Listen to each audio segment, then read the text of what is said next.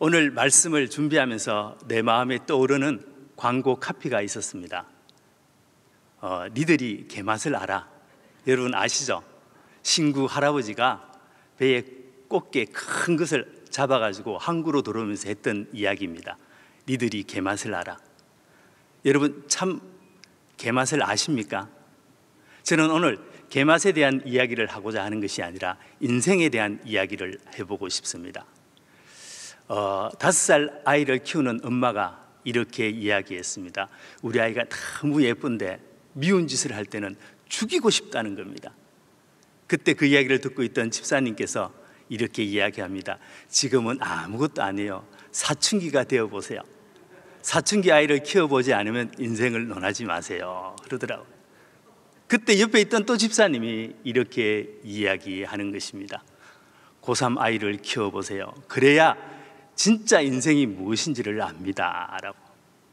그런데 그때 한 권사님께서 이렇게 이야기하시는 것입니다. 손주를 키워봐야지 인생을 논할 수 있습니다. 손주를 키워보면 인생이 무엇인지, 인생의 맛을 안다는 것입니다. 여러분, 인생의 참맛을 알고 계십니까? 사실 우리나라 속담에 눈물 젖은 빵을 먹어보지 않고는 인생을 논하지 말라고 했습니다. 왜죠? 세상을 내 마음대로 내 뜻대로 살아낼 수 없기 때문입니다.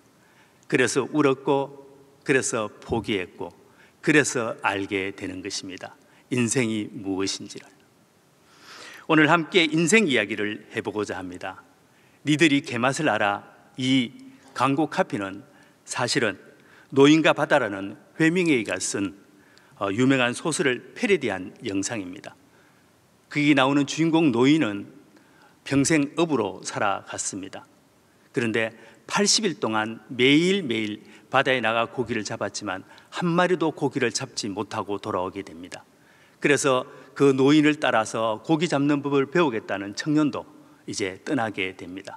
이제 노인은 혼자 남게 되고 이제 모든 것이 끝난 것 같았습니다. 절망이었습니다. 그렇지만 그 노인은 혼자서 바다에 나가서 천신만고 끝에 큰 고기를 한 마리 낚게 됩니다. 근데 그 고기가 얼마나 컸든지 배보다 더 컸습니다.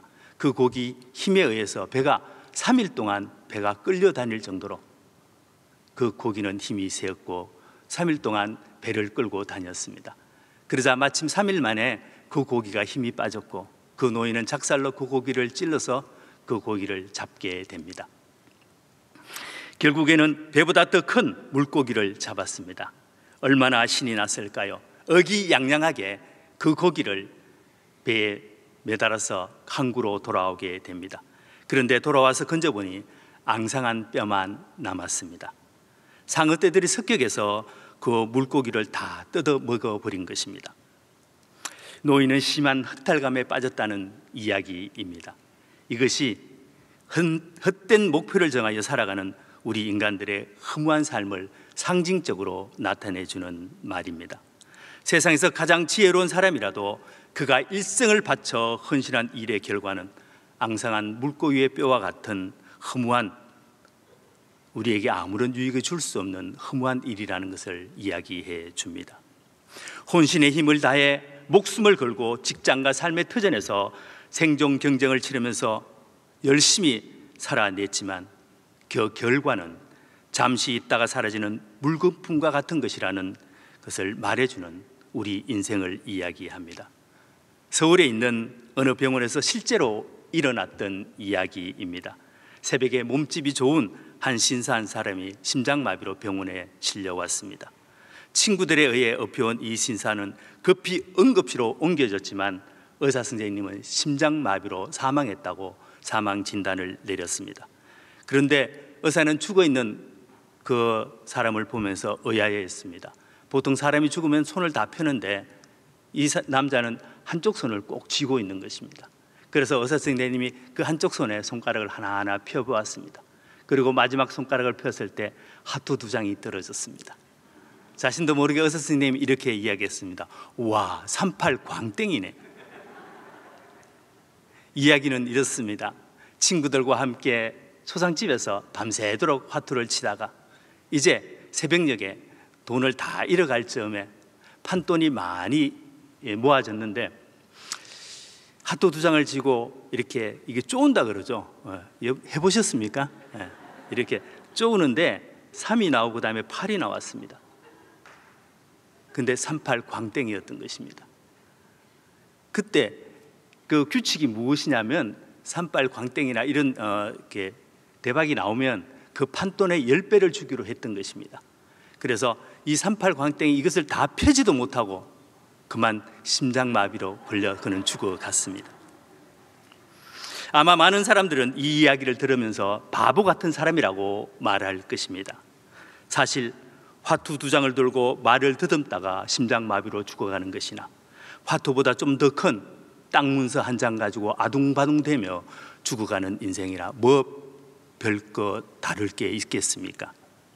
사실 이것이 우리들의 이야기고 이렇게 바보같이 살아가다가 빈손으로 죽어가는 것이 바로 우리들의 인생이 아닌가 생각되어집니다. 오늘 말씀은 우리가 너무나 잘 아는 삭개오에 대한 이야기입니다. 여러분, 삭개오 하면 어떤 이미지가 떠오르십니까? 맞습니다. 그는 키가 작습니다. 그는 세리장이었습니다. 그는 부자였습니다. 많은 사람들이 그를 평가하기를 그는 죄인이라고 평가했습니다. 맞습니다. 그는 죄인입니다. 왜냐하면 그 당시 세리는 로마에 빌붙어서 이스라엘 백성들에게 과도한 세금을 징수해서 일부는 로마에게 세금으로 바치고 일부는 상납하고 일부는 자기의 부정 축제로 자기 것으로 삼기 때문입니다. 그 당시 정식 절차에 따라서 세리가 되고 열심히 노력하고 성실하게 하면 세리장이 되는 시대가 아니라 많은 것을 뇌물로 부정 로비의 결과로 세리가 되고 세리장이 되는 시대였기 때문입니다. 그렇다면 왜 삭개오는 이렇게 자신의 민족에게 배신이라는 낙인을 찍히면서까지 세리장이 되었을까요? 삭개오는 키가 작았습니다. 어쩌면 평생에 자신이 안고 있는 열등감이었을 수도 있습니다. 삭개오는 성공하고 싶었고 삭개오는 출세하고 싶었습니다. 돈을 많이 벌고 싶었을 것입니다. 삭개오란 이름의 뜻은 순수, 깨끗함, 정결함을 뜻합니다. 삭개오의 이름을 지어줄 때 그 부모님의 마음은 무엇이었을까요? 순수하고 깨끗하게 살아가기를 원하는 부모님의 마음이 담겨 있는 것입니다. 그런데 삭개오는 부모님의 뜻을 저버렸습니다. 삭개오는 양심을 팔았습니다. 더 나아가 삭개오는 민족을 팔았고 그는 성공을 선택했습니다. 삭개오는 열심히 살았습니다. 처절할 정도로 몸부림쳤을 것입니다. 왜요? 성공하기 위해서. 자신의 열등감을 극복하고 싶었을 것입니다. 삭개오는 세리가 되었습니다. 남들로부터 손가락질을 받았지만 그래도 돈을 많이 벌 수가 있었습니다. 그런데 여기에 만족할 수가 없었습니다. 더 열심히 일했습니다. 더 많은 것을 거두어들였고 더 많은 것을 상납했습니다. 그리고 드디어 그는 세리장이 되었습니다. 그리고 부자가 된 것입니다. 자신이 소망한 것을 이루었습니다. 자신의 꿈을 이룬 것입니다. 그런데 행복하지가 않습니다. 이루었는데 다 가졌는데 자신의 마음은 허무함이 밀려옵니다. 그리고 평안이 없습니다. 불안합니다. 삭개오는 돈이 많고 지위가 높았지만 절대로 행복한 사람이 아니었습니다.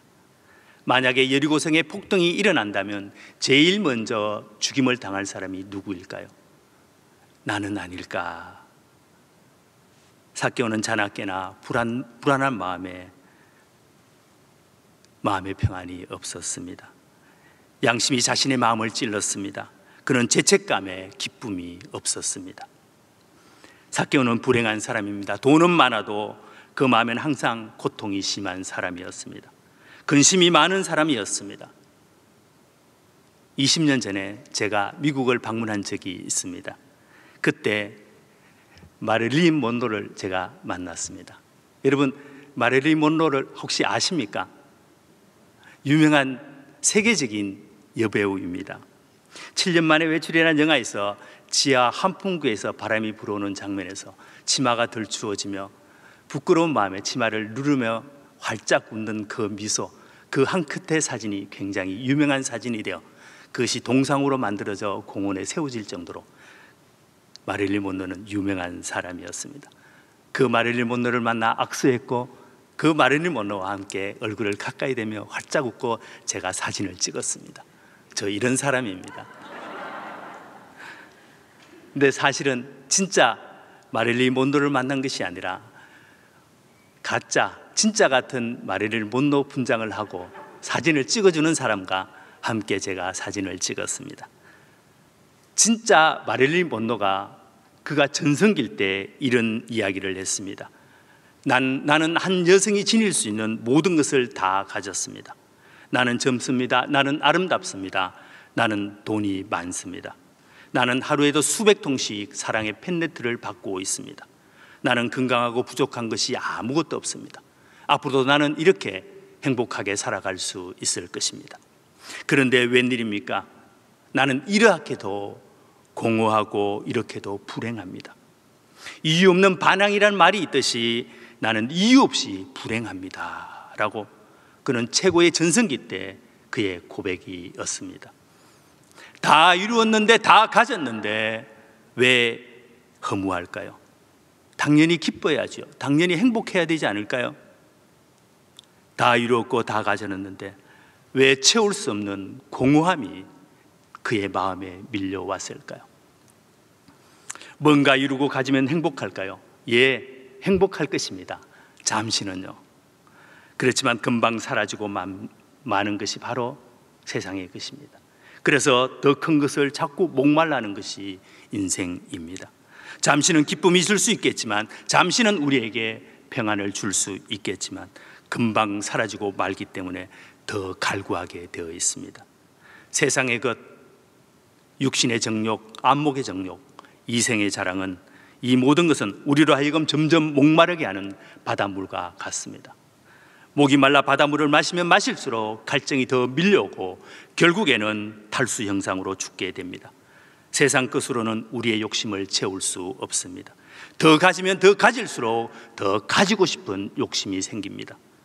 이것은 물질의 욕심일까요? 아닙니다. 사실은 영혼의 목마름입니다. 우리 영혼은 하나님을 갈망하고 있습니다. 우리 육신은 하나님 아니면 살 수 없는 존재로 하나님께서 만드셨습니다. 육신의 만족이 아니라 영혼의 만족이 있어야 됩니다. 하나님의 은혜를 채워야 합니다. 하나님으로 오는 영의 양식이 없다면 우리는 아무리 좋은 것을 보고 아무리 맛있는 음식을 먹어도 우리에게 온전한 만족을 줄 수 없기 때문입니다. 우리는 영적인 존재이기 때문입니다. 하나님이 우리를 영적인 존재로 만들었기 때문입니다. 그래서 우리는 하나님 없이는 살 수 없는 존재입니다. 여러분, 싫든 좋든 이것은 아무 상관없습니다.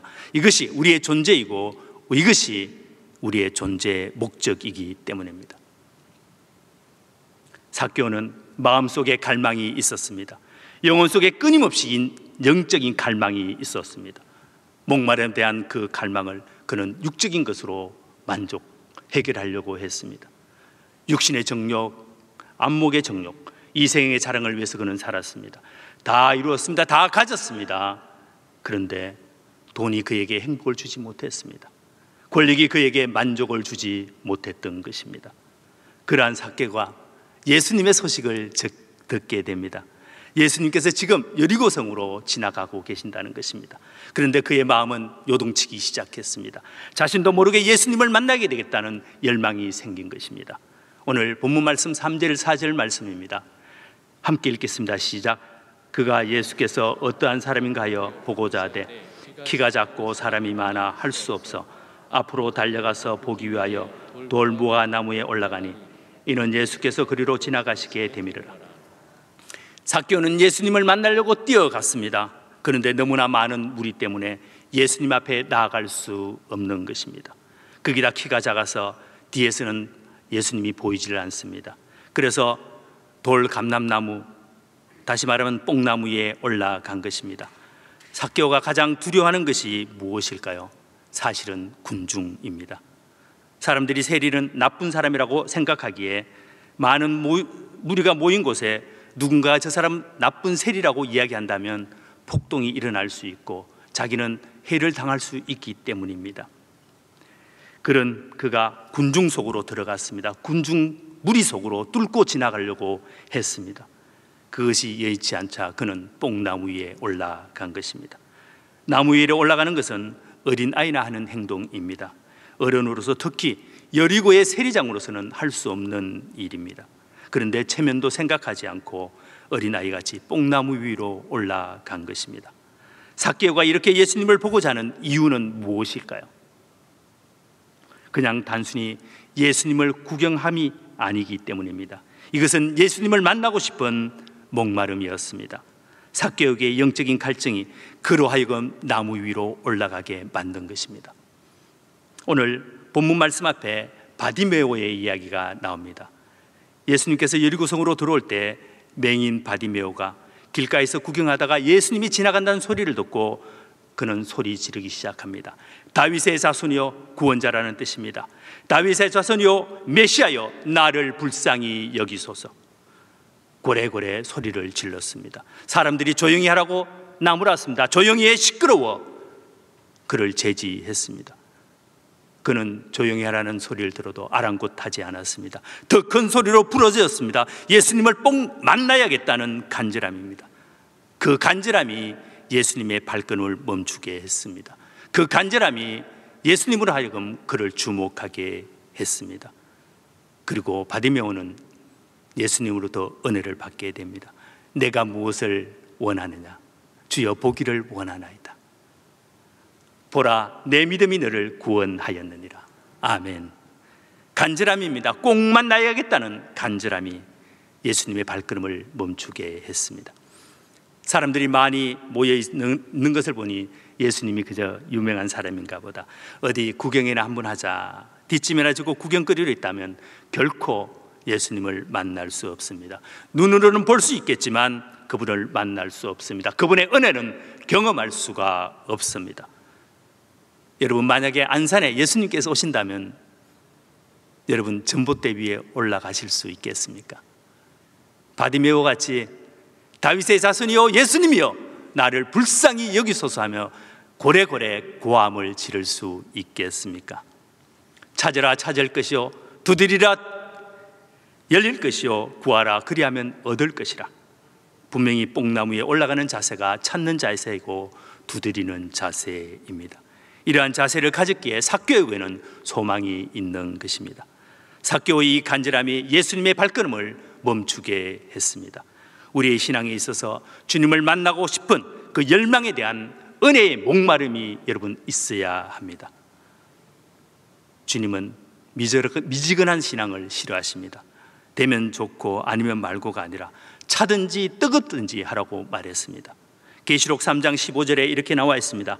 내가 내 행위를 아노니 내가 차지도 아니하고 뜨겁지도 아니하도다. 내가 차든지 뜨겁지도 아니하기를 원하노라. 내가 이같이 미지근하여 뜨겁지도 아니하고 차지도 아니니 내 입에서 너를 토하여 버리리라.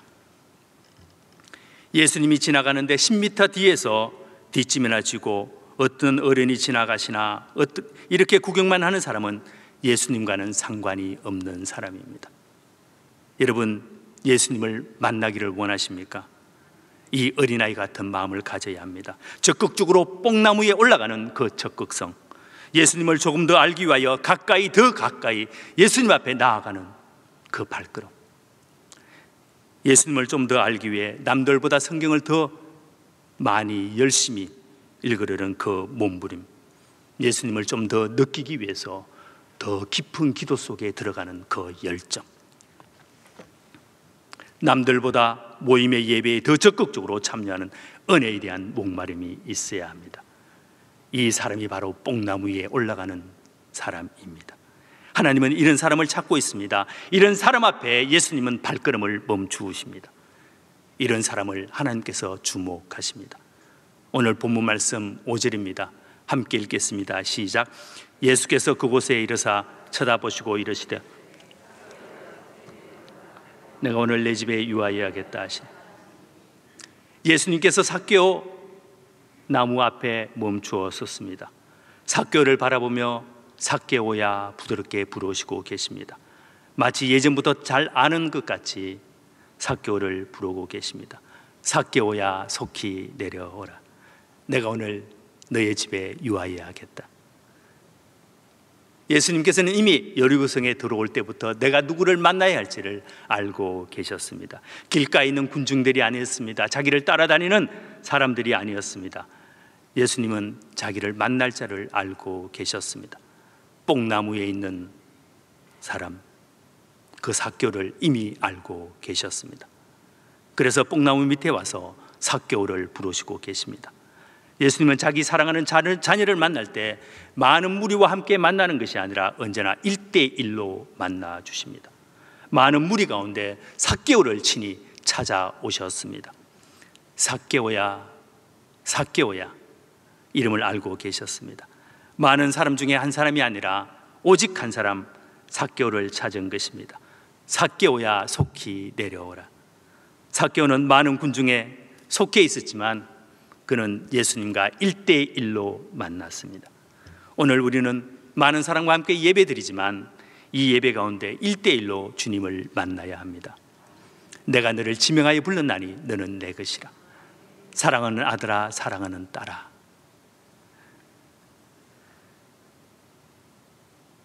오늘 이 음성이 우리에게 들려지기를 축원드립니다. 내가 오늘 너의 집에 유하여야겠다. 오늘 하나님의 깊은 만남이 있기를 축원드리겠습니다. 오늘 내가 너의 집에 유하여야리라 단순한 만남이 아니라 깊은 교제를 이야기합니다. 왜죠? 삭개오의 그 마음의 아픔을 보았기 때문입니다. 삭개오의 그 목마름을 보았기 때문입니다. 삭개오가 죄책감에 울고 있는 그 눈물을 예수님께서는 보았기 때문입니다. 그를 만지고 고치고 회복시켜 주시고 싶은 예수님의 마음이었습니다. 여러분, 어떠한 문제가 있습니까? 어떠한 아픔이 여러분에게 있습니까? 인생의 수고와 재침에 눌러있는 모든 인생들에게 예수님은 말씀하십니다. 수고하고 무거운 짐진 자들아 다 내게로 오라. 내가 너희를 쉬게 하리라. 예수님 안에 쉼이 있습니다. 예수님 안에 인생의 해답이 있습니다. 삭개오는 예수님을 만나기를 간절히 원했습니다. 자신의 인생의 최고의 숙제였습니다. 평생 열등감 속에 자신의 인생의 목적을 이루고 싶었습니다. 인생을 바꾸고 싶었습니다. 멋진 화려한 인생으로 그는 인생을 살고 싶었습니다. 그는 몸부림치고 다 가졌고 다 누렸습니다. 그런데 채워지지 않는 무엇인가 있음을 알게 되었습니다. 그것은 영적인 목마름이었습니다. 그래서 예수님을 찾았고 예수님을 만났고 그는 인생이 무엇인가를 알게 된 것입니다. 인생의 해답을 찾은 것입니다. 여러분, 우리 인생의 해답은 예수님입니다. 예수님 안에 그가 꿈꾸고 소망했던 모든 것이 다 있었습니다. 이 땅의 모든 문제, 예수님을 만나지 않으면 결코 해결되지 못합니다. 결코 돈이 해결해 주지 못합니다. 결코 지위가 해결해 주지 못합니다. 우리에게 영원한 것이 해결되지 않는다면, 영원한 생명이 보장되지 않는다면 아무런 가치가 없습니다. 이 땅의 모든 것 다 사라지는 이슬과 같은 것이기 때문이죠. 삭개오는 영원히 목마르지 않는 그 생수의 근원이신 예수님을 만난 것입니다.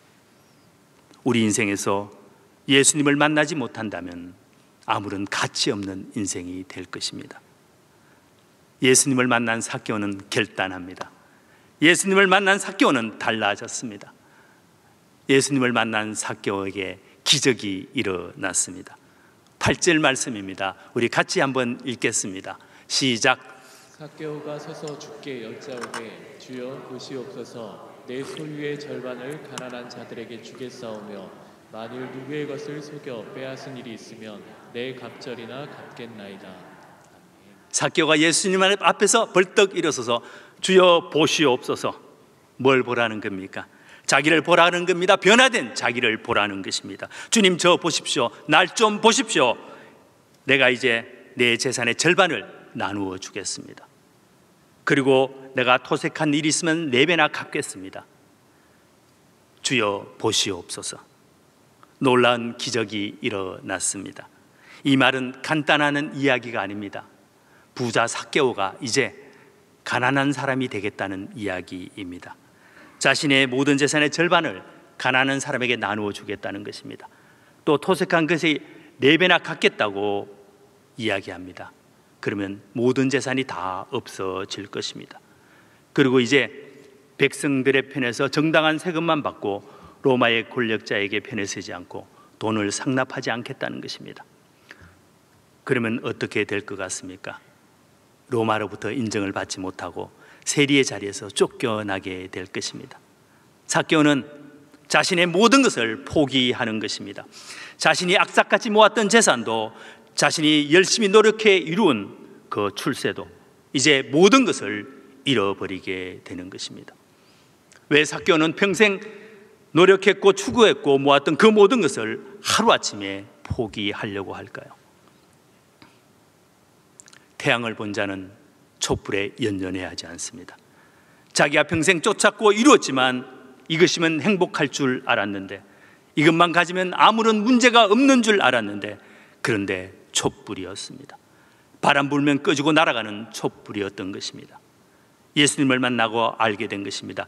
영원히 목마르지 않는 생수가 있다는 것을, 우리의 눈물을 닦아주시고 아픔을 만져주시고 위로하시는 그 하늘의 평강, 예수님의 은혜가 무엇인지를 경험하게 된 것입니다. 그토록 찾았고 갈망했던 인생의 해답이 무엇인가를 알게 된 것입니다.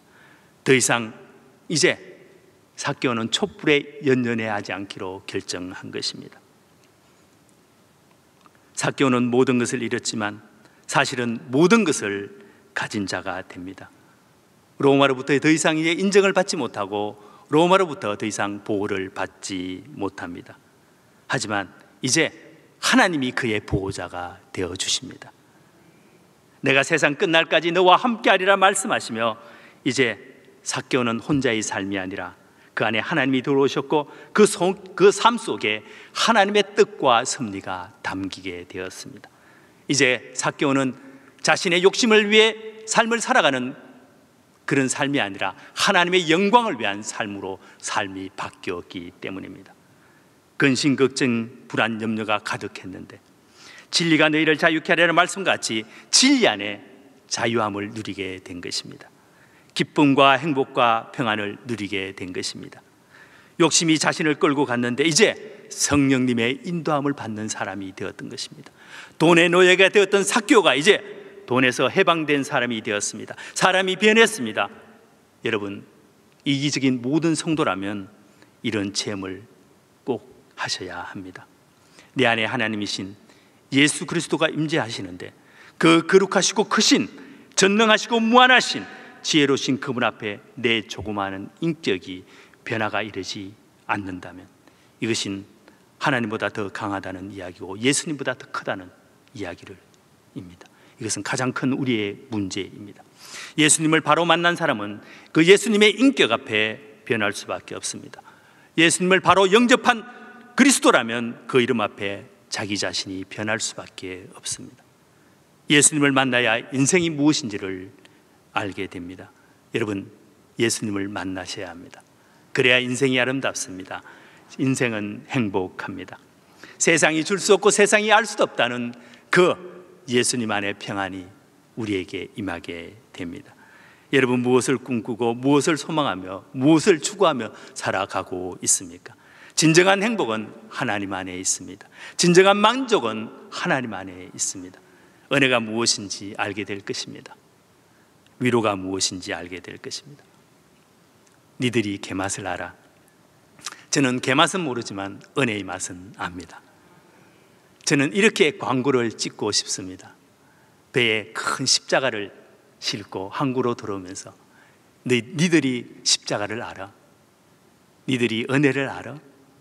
니들이 인생을 알아? 여러분, 인생의 참맛을 안다면 더 이상 세상에 허우적거리지 않습니다. 태양을 본 자는 더 이상 촛불에 연연하지 않습니다. 영원한 것을 소유한 그 인생이 어떻게 세상의 것에 연연해할 수 있겠습니까? 영원한 것을 소유한 자는 더 이상 이 생의 것에 연연해하지 않습니다. 인생의 참맛을 안다면, 은혜가 무엇인지 경험했다면 우리의 목마름이 달라져야 하지 않을까요? 여러분 무엇을 목말라 하십니까? 여러분 무엇을 갈망하고 계십니까? 삭개오는 예수님을 목말라 했습니다. 영원하신 생명이신 생수의 근원이신 그 예수님을 목말라 했던 것입니다. 마지막으로 살펴보고 싶은 것은 하나님의 마음입니다. 우리 7절과 10절 말씀 함께 보도록 하겠습니다. 7절 말씀, 10절 말씀입니다. 함께 읽겠습니다. 7절 시작. 무사람이 보고 수군거려 이르되 저가 죄인의 집에 유하러 들어갔도다 하더라. 10절입니다. 인자가 온 것은 잃어버린 자를 찾아 구원하려. 오늘 중요한 말씀을 예수님께서 하십니다. 사람들은 예수님께서 왜 죄인의 집에 들어가느냐고 수군거렸습니다. 그런데 예수님은 인자가 온 것은 잃어버린 자를 찾아 구원하려 오셨다고 이야기합니다. 예수님께서 왜 이 땅에 오셨는지, 예수님께서 무엇을 위해 십자가에 지셨는지, 그리고 예수님은 누구를 주목하고 계시는지 오늘 말씀에서는 분명히 말하고 있습니다. 우리는 분명히 알아야 할 것이 있습니다. 삭개오가 예수님을 찾아 달려갔지만 군중 때문에 만날 수 없어 뽕나무 위로 올라갔습니다. 그런데 오늘 말씀은 인자가 온 것은 예수님께서 오셨다고 이야기합니다. 저 높고 높은 하늘 보좌를 버려두고 이 낮고 낮은 땅에 오셨습니다.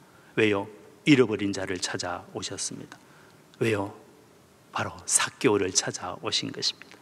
이것은 예수님 삭개오의 목마름이 아니라 예수님의 목마름인 것입니다. 예수님은 죄인을 만났습니다. 죄인과 함께 식사했고 죄인과 함께 잠을 자고 죄인과 함께 교제했습니다. 왜요? 죄인을 부르러 오셨기 때문입니다. 그 죄를 담당하기 위해서 오셨기 때문입니다. 그리고 이제 그 죄에서 자유를 주시기 위해서 오셨습니다. 십자가에서 주님은 말씀하셨습니다. 내가 목마르다. 주님의 갈증은 영혼에 대한 갈증이었습니다.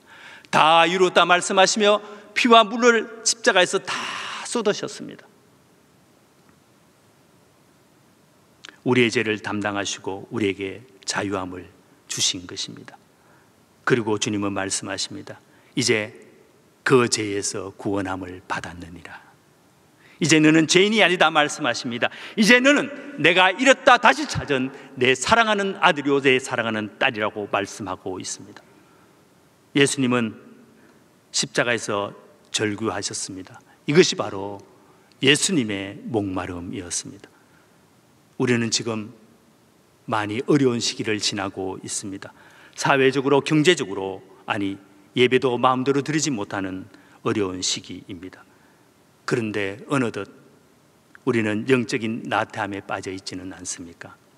그래서 어느덧 우리는 영적인 것을 놓아버리고 세상적인 것에 마음이 빼앗겨 있지는 않습니까? 아니 세상의 것에 더 목말라하고 있지는 않습니까? 우리는 십자가가 무엇인지 알고 하나님의 은혜가 무엇인지를 알고 경험한 사람입니다.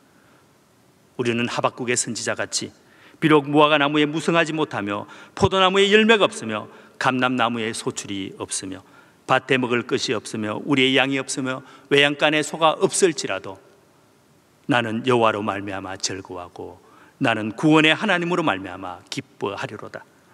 이렇게 감격했던 우리가 아니었습니까? 그런데 어느덧 그 감격, 그 눈물, 그 기쁨 다 사라지고 우리 영혼이 메말라 있지는 않습니까? 코로나 핑계하며 환경 핑계하며 영적인 것을 놓아버리고 있지는 않습니까? 주님은 오늘 나를 찾고 계십니다. 왜요? 너는 잃었다가 다시 찾은 내 사랑하는 딸이요 내 사랑하는 아들이라고 말씀하시기 때문입니다. 그런데 왜 세상에서 허덕거리고 있니? 왜 문제 안에서 아파 울고 있니? 다시 만나자. 다시 뽕나무 위에서 만나자고 말씀하십니다. 다시는 너를 세상에 빼앗기지 않겠다는 주님의 마음이고 주님의 목마름입니다. 우리는 지금 사순절을 지나고 있습니다. 주님이 그러신 그 십자가를 생각하며 함께 십자가의 길을 동행해 보지 않겠습니까? 예수님은 나를 주목하고 계십니다. 예수님은 오늘도 나를 찾고 계십니다. 예수님은 오늘도 나를 목말라 하고 계십니다. 우리 함께 찬양하며 기도하도록 하겠습니다.